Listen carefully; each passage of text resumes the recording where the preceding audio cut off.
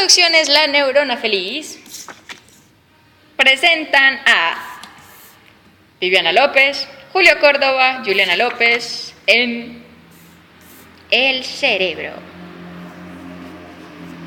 Señor Julio Córdoba, por favor explíquenos el cerebro, gracias. Anatómicamente el cerebro está conformado en su parte externa por varios lóbulos. En la parte anterior se encuentra el lóbulo frontal, una prominencia muy grande. En la parte superior hay dos lóbulos que son pares, el lóbulo parietal, y en la parte inferior a él está también otros lóbulos que son pares, el lóbulo temporal. En la parte posterior del cerebro está el lóbulo occipital y en su parte inferior a él está el cerebelo, junto con el bulbo raquídeo y el tronco. A nivel de, haciendo un corte longitudinal, vemos que en la parte interna encontramos el hipocampo o el hipotálamo, que está ubicado justamente en esta región, en donde se va a ubicar la hipófisis.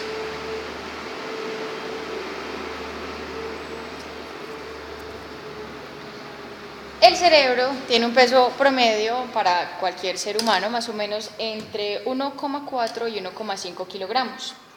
El cerebro como tal es lo que nos ha diferenciado, o al menos nuestro desarrollo como seres humanos, de los animales, por la creación de partes específicas y muy importantes que influyen como tal en nuestro comportamiento y en nuestra formación de la personalidad.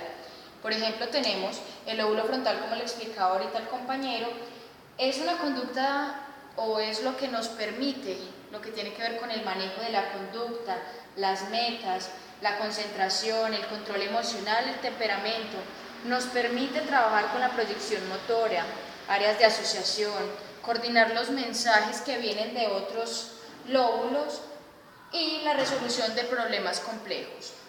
También tenemos que en el lóbulo occipital, por acá lo tenemos, es donde se recibe el proceso de todo lo que es la información visual. Toda esa información es procesada, analizada y sintetizada por medio de este lóbulo.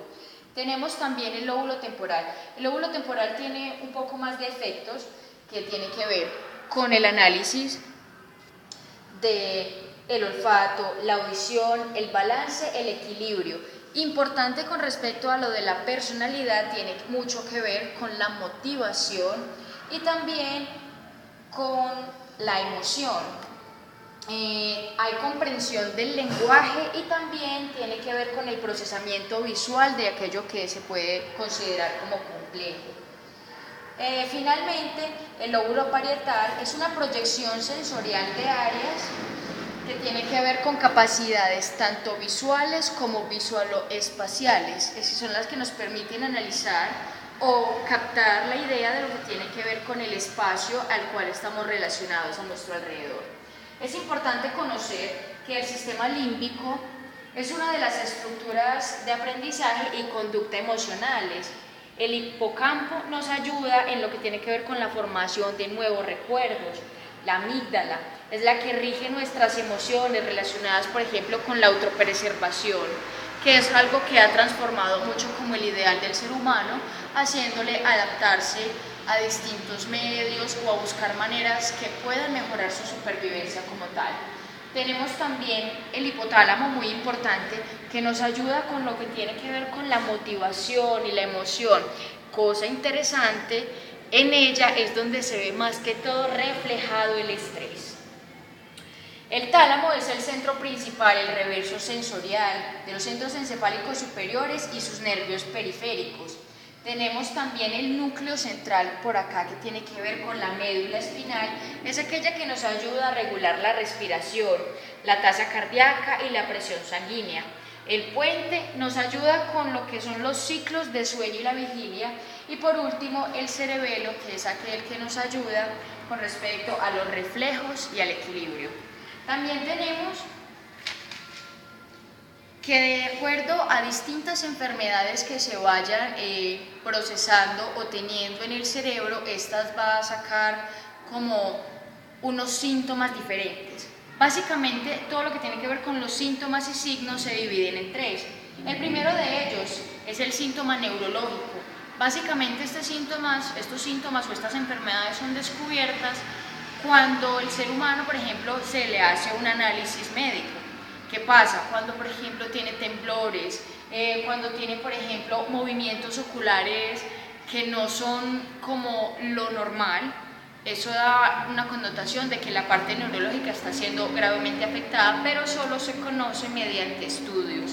También tenemos los síntomas cognitivos. Los síntomas cognitivos son las alteraciones en el ámbito del lenguaje, aquellas personas que tienen dificultades para pronunciar ciertos tipos de frases, para decir ciertas cosas. También está la función visoespacial y también la función ejecutiva se ven ahí afectadas y eso es uno de los síntomas. Una de las que al menos más que todo nos compete en la psicología tiene que ver con los síntomas psicológicos, básicamente porque el comportamiento netamente se ve ahí involucrado. Cuando hablamos de los famosos delirios, cuando hablamos de las alucinaciones, cuando hablamos de la adaptación, del pensamiento, del ideal, de la imagen, que se ven afectados, normalmente esas son las enfermedades que tienen que ver incluidas como básicamente con la estructura cerebral. Aparte de lo que hemos hablado del cerebro, también es importante reconocer una de las partes principales que son las neuronas. Nuestra compañera Viviana nos va a exponer las neuronas. Ella está en un ciclo computarizado y nos va a explicar qué es la neurona y cómo funcionan. Bueno, la neurona es el elemento procesador de información del sistema nervioso. La recopila del entorno, la procesa y controla los movimientos musculares.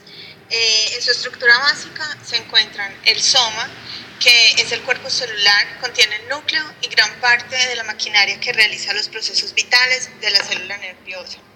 Las dendritas son las fibras que se proyectan de las células nerviosas, reciben la información de otras neuronas y la llevan al cuerpo celular. El axón es la fibra que transporta información desde el cuerpo celular de las neuronas. La mielina es la capa grasosa que recubre algunos de los axones. Los teledendrones son las arborizaciones terminales del axón que hacen contacto con los segmentos receptores de otras neuronas o con el órgano afector.